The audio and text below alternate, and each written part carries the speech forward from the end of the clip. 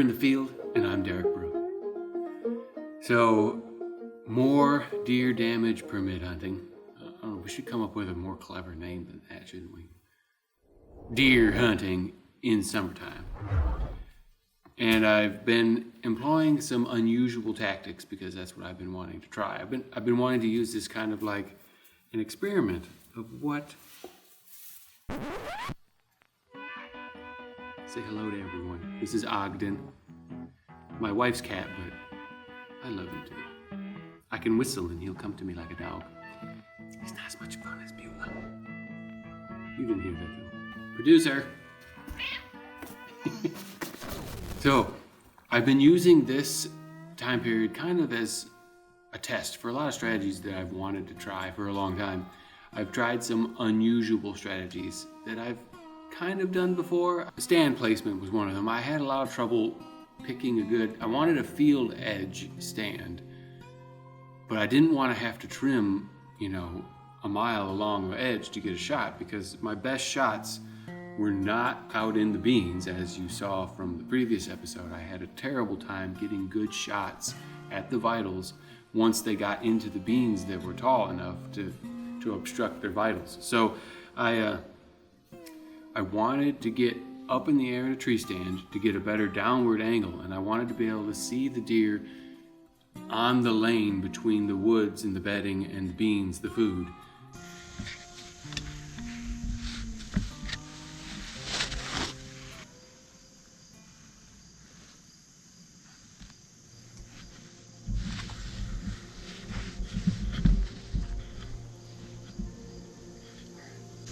I am parked right there.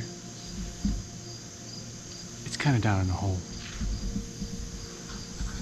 We'll see how it goes. If a deer smells me, hopefully they see the truck and not me. It was literally on top of the bumper, which turned out not to be a bad thing anyway. I mean, it was super easy to get to. I literally parked my truck next to the bumper and set up the tree stand and hunted it right there. Didn't even have to hike. I mean, it was like hop out of the truck, hop onto tree stand. Still can't see down the lane that way much. But over here, I can see down the lane good because I found my branch here. Wish I could have trimmed this branch just a little more. It's hard to see it in the camera. The scope doesn't give it justice, but when I'm standing up, that branch right there is in the way. But I still have some shooting lanes all the way down there. So Lord willing, we get some does down and in the cooler.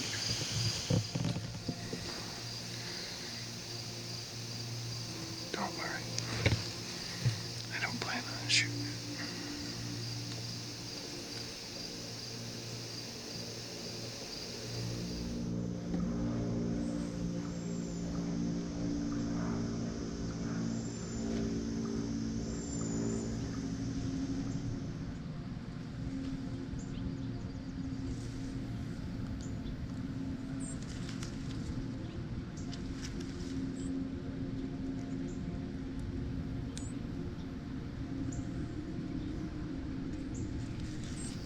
Man, he's not a doe.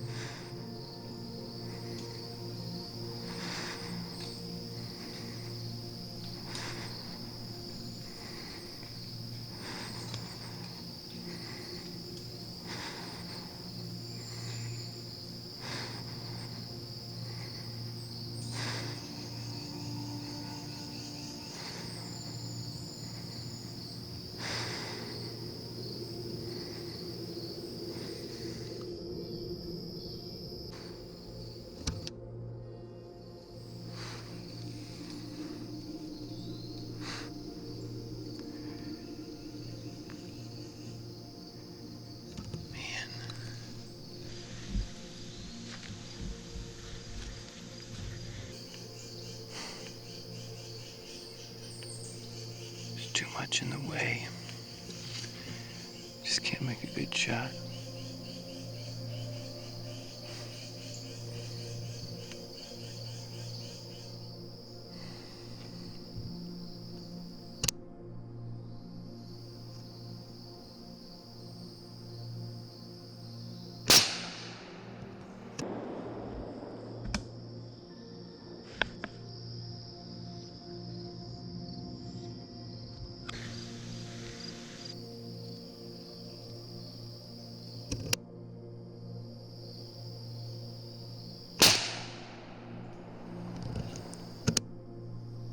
Bullet did quick work of him.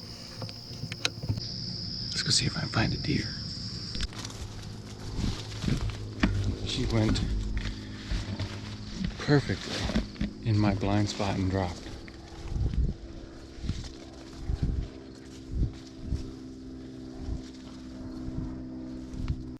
My tree stand is in, yep, that tree right there. She ran and fell right in my blind spot. There's a branch right here where I can't see. But it's my kind of track job. I don't have to go, that might be 15 yards, maybe. But I'll probably cut her up here and then try and drag the scraps that I don't use into the brush. I think I'll knock down fewer beans that way. And that was one of the tactics that I wanted to try. And it was funny because this whole trip I had a lot of pedestrian traffic. Just the summertime in general, you get people using the property that have permission to use the property, and they've been notified that I'm hunting, but they forget, or for whatever reason they're out there. So a guy comes back, he must have seen my tracks, and just wanted to make sure that nobody was back there messing things up. You know, good neighborly thing that a lot of guys do, and I applaud him for it. I don't fault him at all for coming back and making sure everything was all right, but it's funny because you see him pull back and you spot my truck, and unfortunately, I wish I had the cameras rolling, you could see it. You could just see both the surprise once he saw where my tree stand was, and the disdain that he thought that was the stupidest place to hang. But that's my perception of what happened. If you're watching this and you're the dude that did it, you might have a much different take on it. So I don't want to talk bad about you at all. It's just the way you looked at me when you saw me in the tree right above the pumper, right above where I parked. It was funny. And I actually think you showing up actually helped the hunt. The deer are pretty acutely aware when a truck goes by. They aren't usually bothered, but when you, or he, this guy, pulled in and then pulled back out, not 10 minutes after you left, a deer came out. I'm thinking that deer may have been waiting for me to leave for it to come out. And when you came in and drove off, that deer thought that I had left. Now it came out and looked right at my truck and didn't care, which is what I anticipated them doing. Now, deer in the big woods might respond differently to seeing a truck or a vehicle, but deer in farm country that I hunt do not care about vehicles being present. They simply don't. And in fact, if you put it, I actually take this into account and use it as an advantage. If the deer are looking at my truck, they're not looking at me. And if the deer are looking at my truck and don't care, that means they aren't looking at me and I don't care. So when he steps out, it was a tactic that I'm glad I employed. It panned out. Parking right there, the deer looked at the truck, not me. The pumper had no effect on them. They're used to the pumper, they're used to the pump activity, they're used to people coming and going from there. And I believe I got 2 woodchucks from that spot and 2 deer. So I was pretty happy.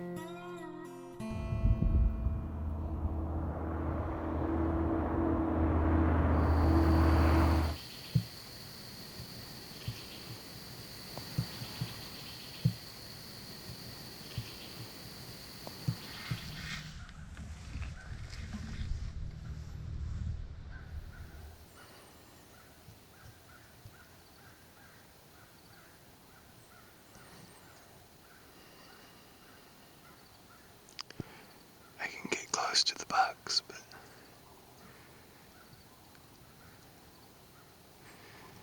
not the doe.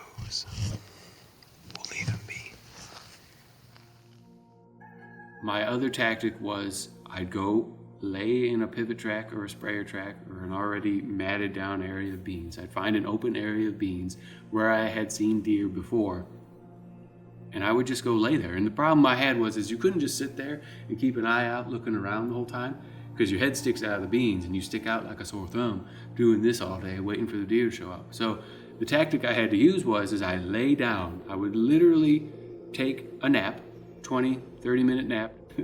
But as it got closer to prime time hunting, I would pop up a little more often. So I'd start out every hour, and I'd go to every half hour, and then I'd go to every 15 minutes, and then I'd go to every 5 minutes, right, the key time. But the point was I would lay down the beans, completely invisible, and then I would get my gun all ready to go, get everything loaded, cameras rolling, and I would pop up and look. And I'd look, wouldn't see anything most of the time. And then I'd go back down and wait again. So start the timer over again, and then pop up again and look. And that's how I used this tactic, and it worked pretty good.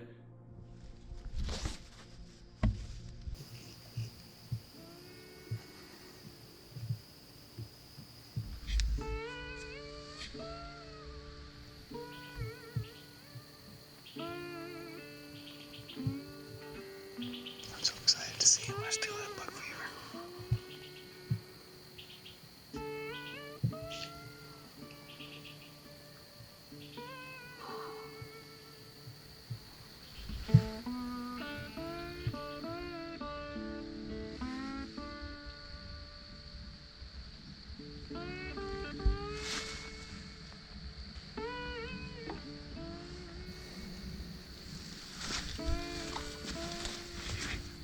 Shoot the bugs, but the does are hidden. I could throw a bullet, but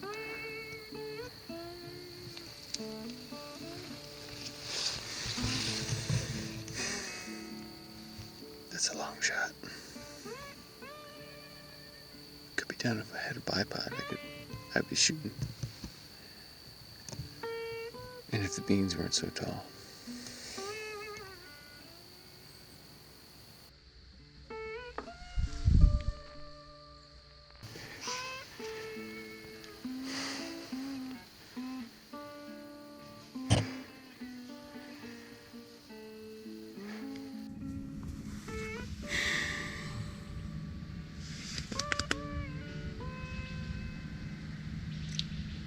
This close, but not quite.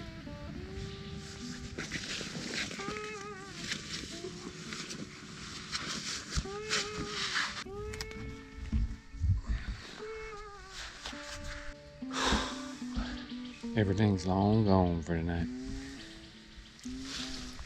There was some behind me, there was some in front of me, there's some way down that way. Some came out right at me, while I could see with his face. Just not comfortable hitting that kill zone in a headshot with this rifle. And since I'm not comfortable taking that shot, I don't take it.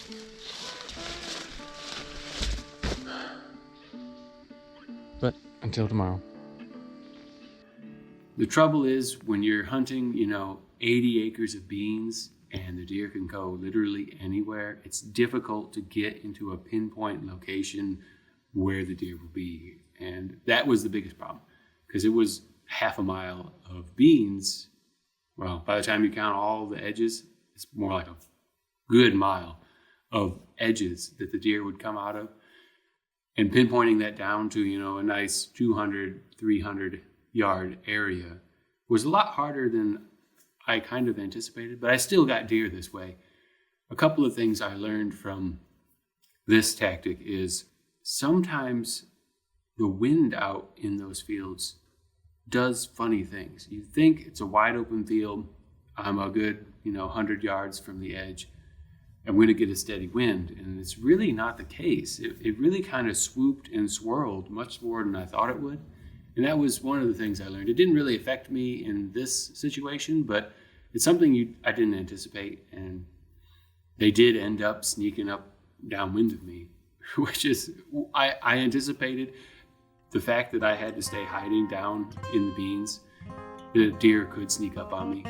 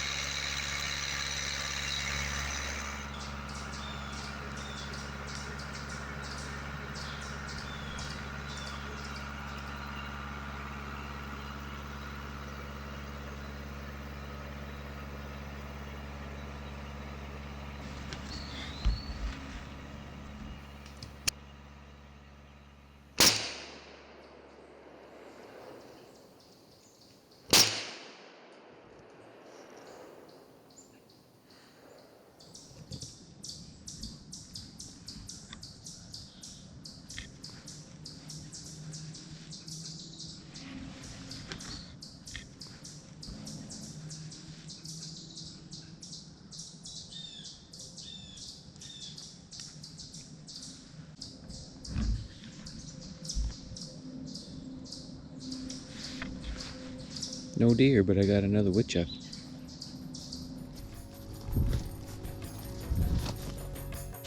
Got an obstacle to get past.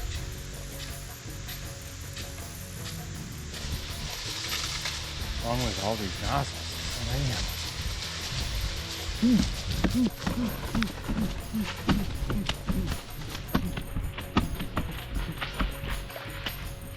Phew. Yeah.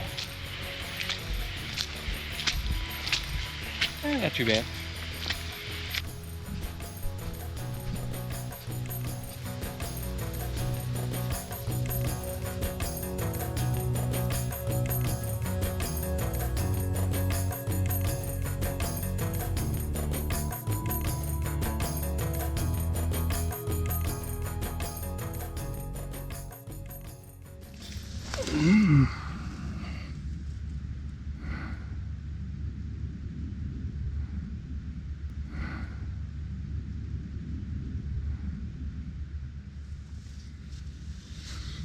Now we wait.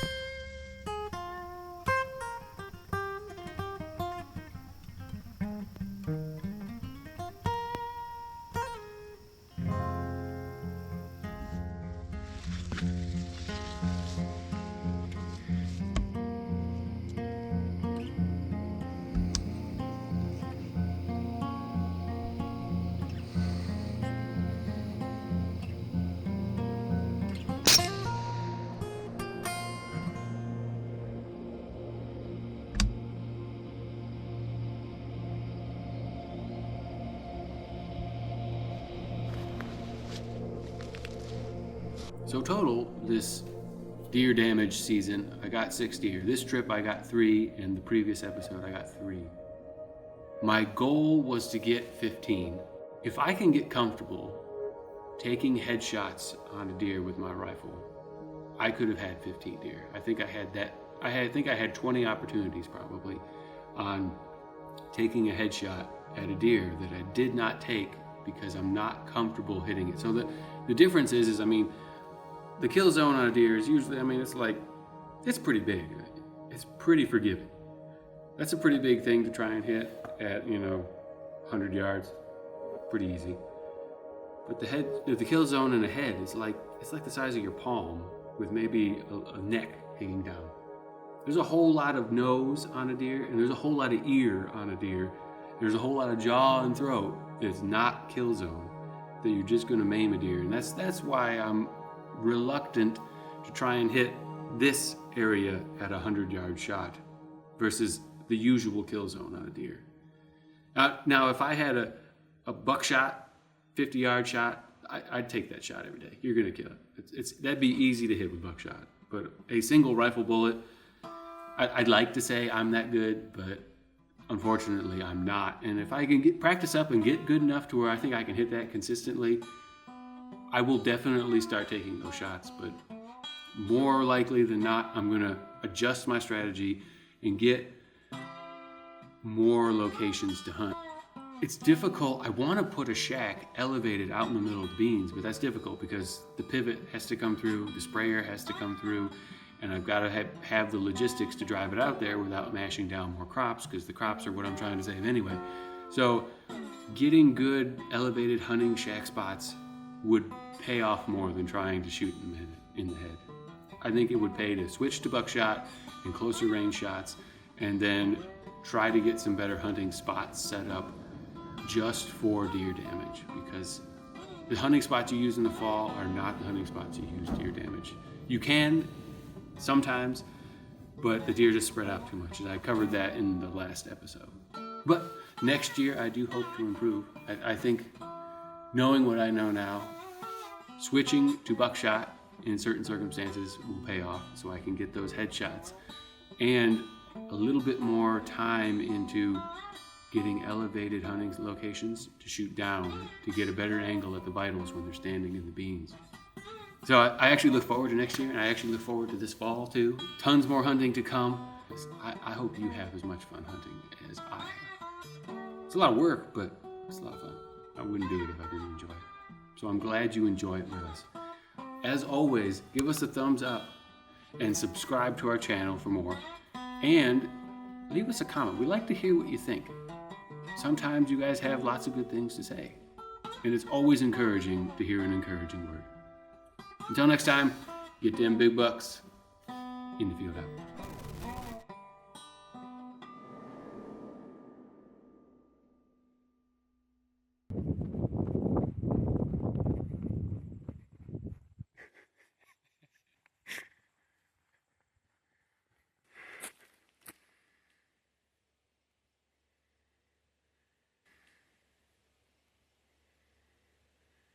Don't worry, I'll leave you alone. I just wanna...